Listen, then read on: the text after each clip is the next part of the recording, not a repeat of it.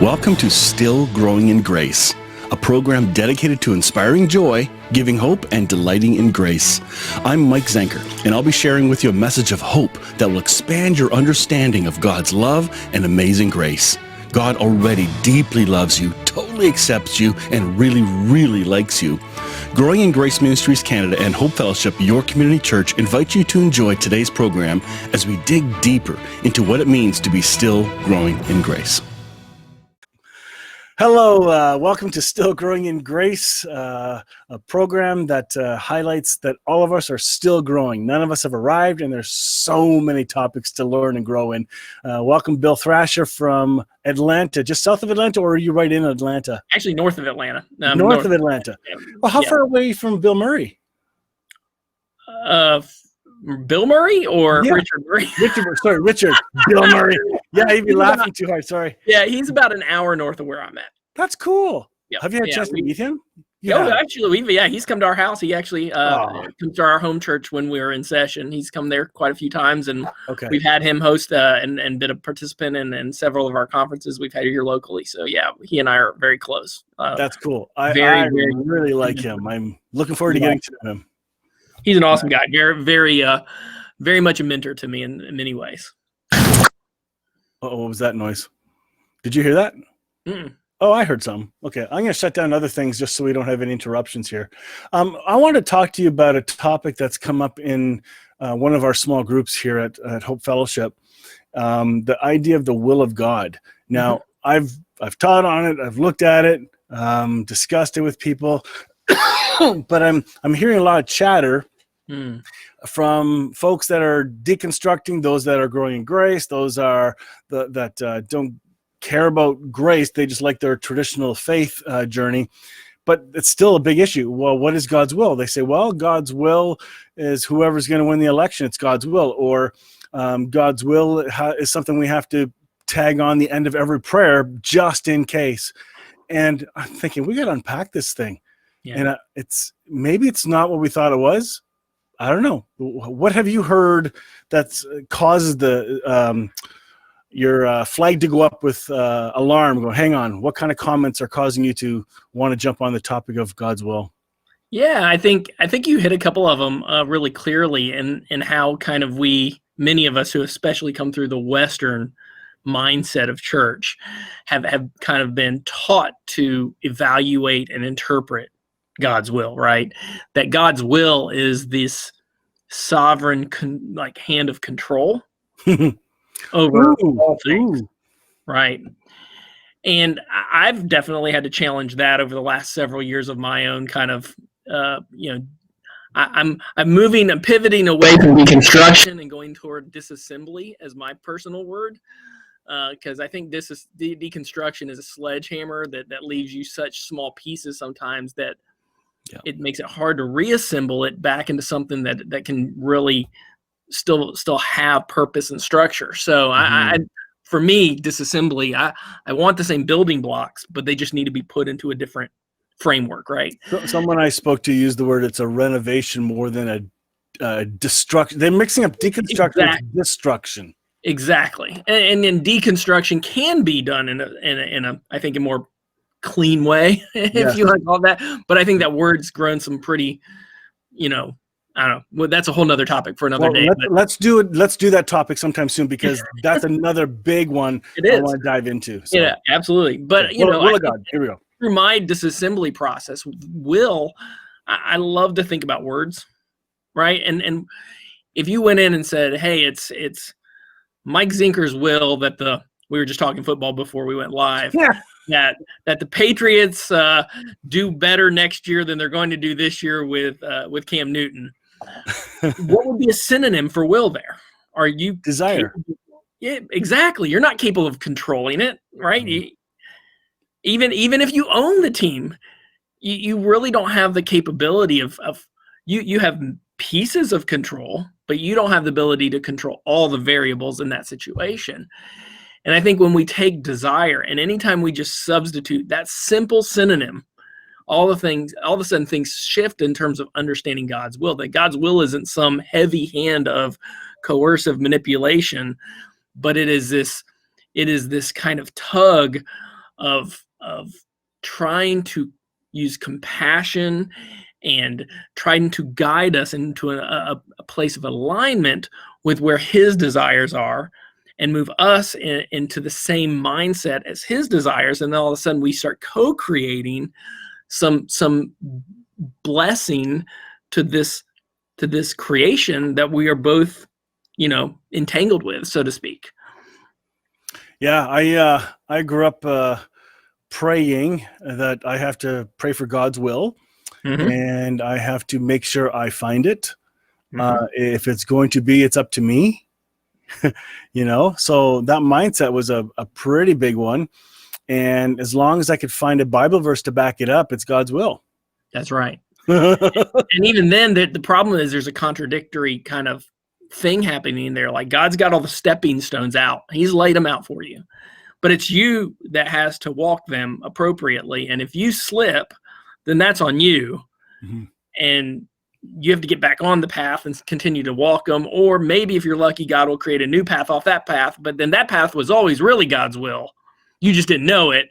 And then all of a sudden you get this, like, nothing seems to make sense anymore, right? And so I think when we start to understand that God isn't planning out the future, which is a really hard thing for, I think, Westerners try and take hold of, but that God is, in his infinite goodness, allowing all things to be both free in their chaotic kind of manifestation, and simultaneously we can trust his desires and his love to be strong enough to pull that towards some sort of outcome where everything ends up for good. It seems to be contradictory, but it's not. It's a paradox, and there's a big difference between paradox and contradiction. And so God's desire, his power of love, this unfailing love, is guaranteed to take us somewhere, despite the freedom of our desires to cohabitate and co-create inside of this existence, right? And so that's some big stuff. I know it's big concepts, but it does start to shift this whole, thing, this control mechanism that we've been taught so many times and so for so long. So I guess our concept of God plays a major role in how we view this topic of what is the will of God. Exactly.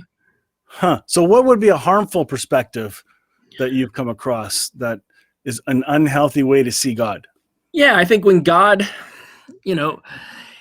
everything starts to reframe in our hearts when we take Christ and the person Jesus and start to understand him as the exact representation of God, as Hebrews tells us. I believe 10:3, I think. And before I had that in my kind of perspective, I was kind of always under the impression through the teachings I had been raised with that God wasn't necessarily Son. In fact, God was kind of, Jesus was God, but he really wasn't. And God was kind of in one area at odds with Jesus, and another area in alignment with Jesus. And there's a Holy Spirit thing that's over there floating around that maybe comes when you call her, maybe does when you don't. That when I come to a perspective that God is this force that is both sovereign but also manipulatable and independent of Christ in some way, shape, or form, then there's a lot of unhealthiness that begins to come from that very quickly. And that's just not even in a Christian paradigm. I think almost every faith paradigm, has this kind of essence. And I think mimetic theory, not to take a tangent, says that. It says that human beings have all kind of missed our mark, sinned, on misunderstanding that God is this appeasable force through something we can do. If we do it right. Right. And God in that will is for us to do it right. But we always fail. So God's created some sort of, again, workaround that we can maybe get back into his good graces, get back in his good will, and then we throw Jesus into that equation and yada, yada, yada.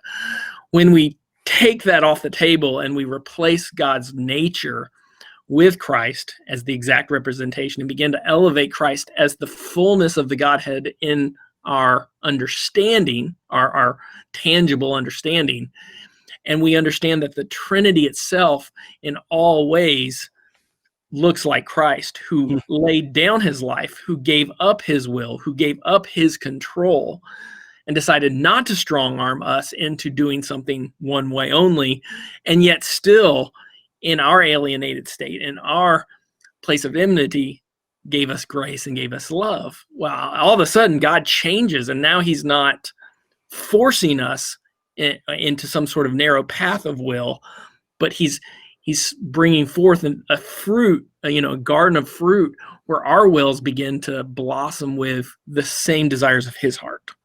Well, that goes against what I kind of heard growing up, that if it's Yeah. going to be God's will, it's not going to be a good situation. So when we pray for God's direction for our future, please don't send me to Africa. But if you go, well, it has to be God's will, because you know what? We can't do things we enjoy. It's got to be a difficult thing, or even worse in relationships. I don't want to marry this person, but it's God's will. It's going to be a really rough one. Or I'm in a bad marriage. Oh, it's God's will. I stay with them. Are you kidding? To me, this is brutal when it comes to misconceptions of God's will and how it carries out in Christian tradition. Absolutely. Because let's look at some marriages for a moment. There are some marriages that are in a really bad place, but one of the spouses just feels they're, waiting for God's will, and it must be their role is to suffer for Jesus. Mm-hmm. What do you say to that? Because to me, there's something really wrong with that. To me, the grace is to move out for healing or permanent, whatever ends up becoming the outcome. I don't know, but the idea of living in abuse, that's not God. No, it's not. And I think that's where, we replace that will, that path of force, that we've kind of framed that word around, and we replace it with the synonym desire. Is it God's the desire for us to live in any situation which brings suffering or harm into his kids? I mean, we can take an easy, parallel. Do you as a father, or me as a father? I'm a father of 2 children. Mm-hmm. Do I ever want my kids to suffer? Heck no. Now, you would jump in right away. Absolutely. Am I also willing as a father, desiring as a father to slowly grant, which I have a 17-year-old and 15-year-old now, by the way, so I'm in that phase, grant them certain freedoms where they can taste the consequences of those freedoms naturally, inside of enough of a controlled way. Not that I'm trying to control them, but I'm trying to allow them to have some sense of, if I do this, there is an unhealthy result. Yeah. Right. And I think that there is that part of the equation, and that gets confused with will a lot of time. There's a lot of confusion that, because there are still negative consequences to many of our unhealthy decisions in this life, that we think that God is, punishing us for making a bad mistake. And he's not ever punishing us. Perfect love frees us from that fear of punishment, right? That's what it says in 1 John. But back to our concept of who we think God is. Exactly, back to there. So God is not punishing us, but God is allowing us to explore that co-creating power that we have. And there are consequences against unhealthy decisions, and he allows us to do that. Just like you may allow your toddler to wander around and fall down a few times before they figure things out. It's not an unloving freedom. In fact, it's the exact opposite. It's an extremely loving freedom. And we are given the opportunity to go and find those fruits of the Spirit and find out, are they really what brings life to this creation, to ourselves, to those around us? Joy, love, joy, peace, patience, kindness, goodness. Hey, let me flip it one other way, because I can hear somebody's voice in my head right now. It's switching to a job perspective, because marriage, that's one extreme category. Okay, the way I was describing it, that is an extreme. But there are people that are in jobs, and they have this idea that what's God's will for me, and they think that it means now I got to go find what I love to do the best, follow my heart's desires, when the job you have is completely supporting your family. Exactly. Your attitude that needs to change. Has that come up in your talk and your thinking? Oh, absolutely. It's come up in my personal life. Oh, yeah. I actually, I was on staff at a church for 2 years and left a very good job, and I had dreams. And honestly, to this day, I think it was a healthy decision in many ways, but it came with a lot of consequence. Am I going to call it God's will? Like, did God put that opportunity in one place, and then if I didn't hit that door, then the rest of my life was going to fall apart? No, I don't think that. I think it was one of many avenues of options that I had in front of me, and God was partnering with me in that journey. But I mean, it did come with positive impacts. Yep. And it also came with a lot of negative impacts. And both of those are just part of this experience that is life. And the more you realize, again, like you're saying, that God is not for and or against any given thing, but with us through the entirety But that's of hard that experience. That's hard to take in. Even the worst of decisions. And that's really hard to take Well, in. then you're second guessing. Now you're wondering, I should have took door number 3. Why would I do? What was I doing there?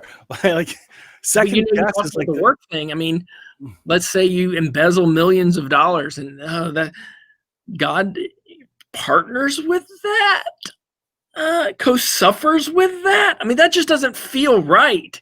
And yet that's what Jesus tells us. I mean, Jesus shows us that in the flesh when he goes and eats with Zacchaeus, right?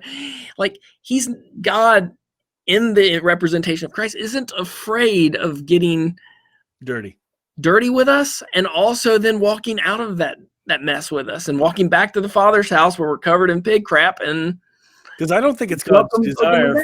I don't think it's God's desire for us to stay in that embezzlement of whatever category we want. He'll enter into that with us. Yes. So he's not absent, and find a way out of it. And it might be jail. It might be hell. It may not even be inside of this temporal world. Yeah. It may be beyond the veil of this paradigm that we experience right now. And that's, I think, the beauty of God's greatness, right? The quote unquote sovereignty part of God is there's not a place we can escape his love for us.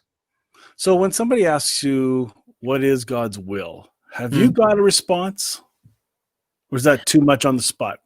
No, I do. I think God's, my personal answer for that in that elevator speech scenario is God's ultimate desire. God's ultimate will is 2 things: to know that you are unconditionally loved, number 1, first and foremost, and to allow that love to become who you were meant to be. An image bearer of the divine, right? You are a reflection of that unconditional love, that you begin to take that love and radiate it inside of this world. That's it. God's foremost will, as expressed on the cross, is to know that you are completely loved and express that love in return. Everything boils down to that, right? And then if you think about Jesus and the greatest commandment, those kind of things, a new commandment, that's what he was saying. He was basically saying, that's God's greatest desire is for you to know that you to love others as you've first been loved. But if you grew up in the church, you've been conditioned to hear that God's will is a plan. Yeah, absolutely. It's the very first evangelism tool used for many people is that God has a plan for you. Right? No, the plans I have to you prosper. It's like Joshua, I think. Yeah, exactly. Right. Jeremiah. We go to an Old Covenant verse and we pull it way out of context, and boom, this is the will of God. Right. Yeah. That may have been the God. Yeah. I've used the phrase that the will of God is a person. It is Jesus. Jesus is the will of God for us. But that leaves us stuck inside this huge building, okay, that's dark. And you're sitting in the dead center, and you look up and see all this, or how about a huge field? Looking at the stars, right? Like massive. Like which one? There isn't one. This is enjoying the awe of God. And for the next 10 minutes, you're gonna look at that color scheme over there, and then for half an hour, you're gonna look at a different one. Like it isn't a controlled thing. It's about the presence awareness, which will guide you into all thinking, including good choices, bad choices. Like I've prayed for God to give me a sense of a choice. What decision do I make? And I never heard. And so I had to choose, and he was still in it. But I didn't know that at the time. It was hindsight that allowed me to see how God has been present even in my anxiety, which revealed where I was living from my dependence was on my decision making, which is extremely humbling. Yeah, absolutely. And I think, and this is where it gets, I think, it can get nuanced in each individual's experience with God. I experience the divine in a different way than you, than I do a different way from my wife. And I think as humans, we want to take how I've experienced it and maybe place it as this kind of boilerplate thing. And I have no doubt in my mind that there have been moments in time where I have felt explicitly guided into a situation, or there has been a coincidence. Great coincidence, right? There's two things happening, and there's just, we call it a God thing. It's just this this collision of grace and truth and love and just how did this all happen? And so I don't want to deny that there is something much more entangled happening in this creation, that there is this force of love that is gravitating all things together for goodness. And that is part of God's will. And so I don't want to ever take that out, that there is and I'm probably using the wrong word, but it's the only word I have, I think, in human language, a destination that we're headed to, but it's not a place. Right. It's not a physical place. We would call it heaven, maybe again in our language, but it is a state of being. It's not real estate. Right. Yeah. It's not real. Yeah. It's a state where all creation is groaning for us to awaken to our identity, right? As sons, daughters of God. Right. And so there is a desire. The desire of God is entangled with every element of creation, inside of every breath of I am Bill, I am Mike, I am Steve or Craig or Julia or any whatever name. Every one of us has the voice, the breath of I am in us. And so when our identities capture the taste of God's desire in its truest and most pure sweetness, we can't help but to want more. Well, there's a knowing. There's this, whatever it is. It's so supernatural. Can't make it up. So supernatural that we're made to, we crave it, and we can't help but to allow our will to come into alignment with Father's will. I wonder if the question sometimes is wrong. The idea of what is God's will. I don't hear Joseph asking that question. I didn't see Adam ask that question. Moses, Peter didn't really ask that question. Like, it's an odd question. I think only church people ask that one. Huh. I think so. And I actually pulled it up right before we started. 1 Thessalonians 4:3, which is kind of one of those, I think, we take one thing and especially in the Bible and like go grab it. And then this is the will of God, the sanctification of you.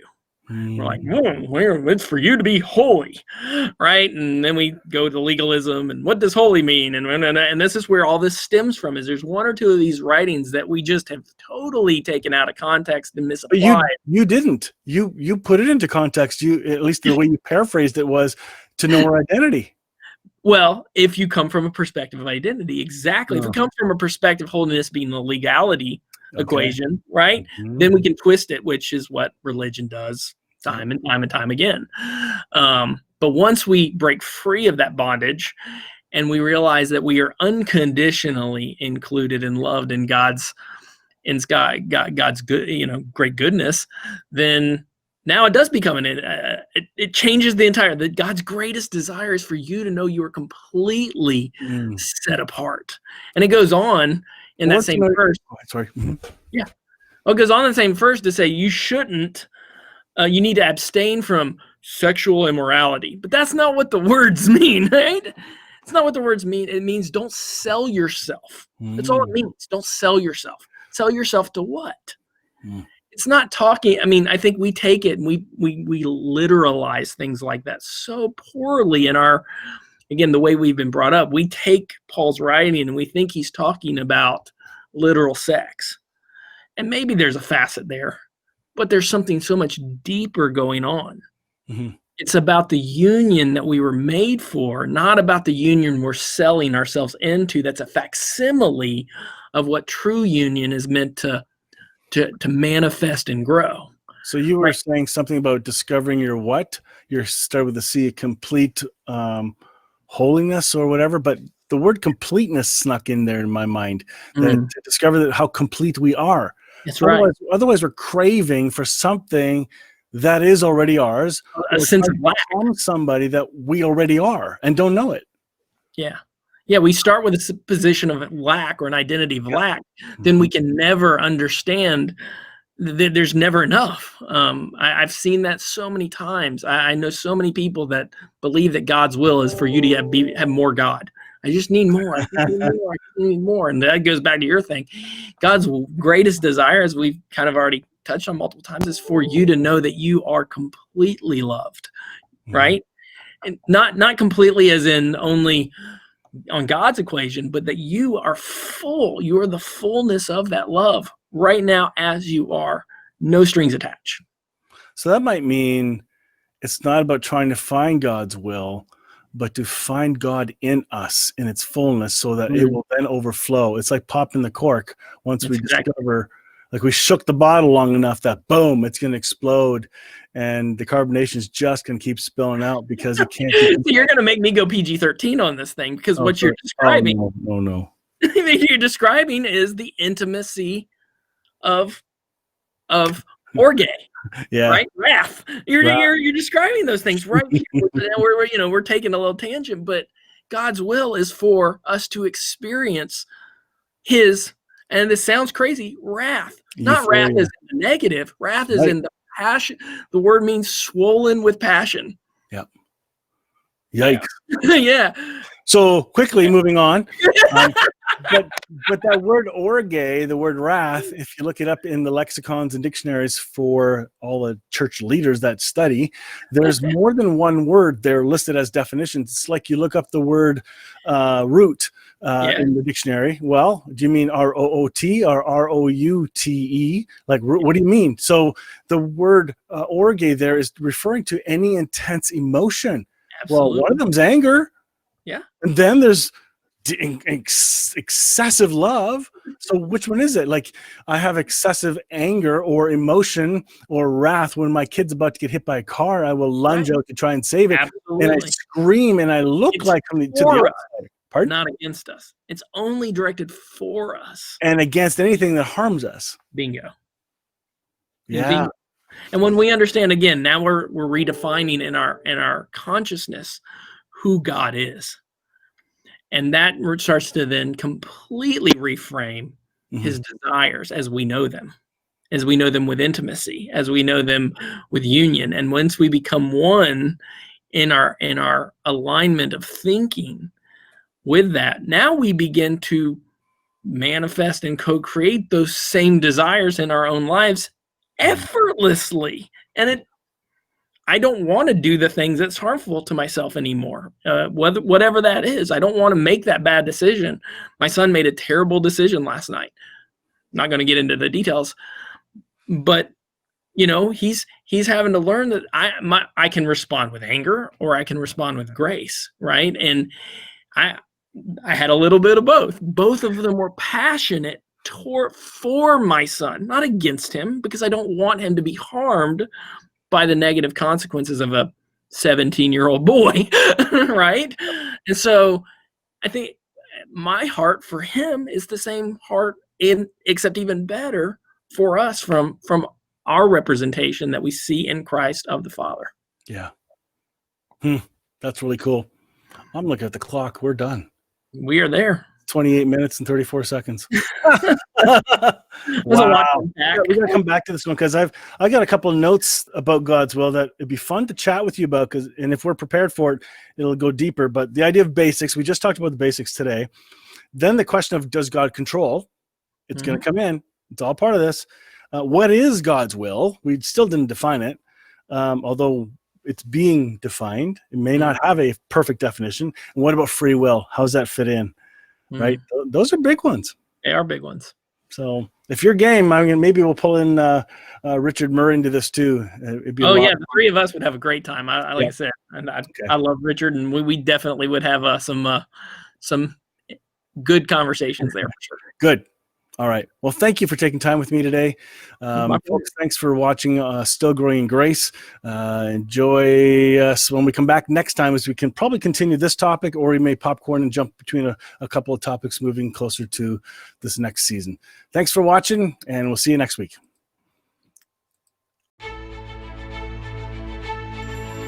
Join me next time on Still Growing in Grace for more good news. Enjoy previous episodes by downloading our podcast at growingingrace.ca. You can also visit hopefellowshipycc.com to find our service times and location.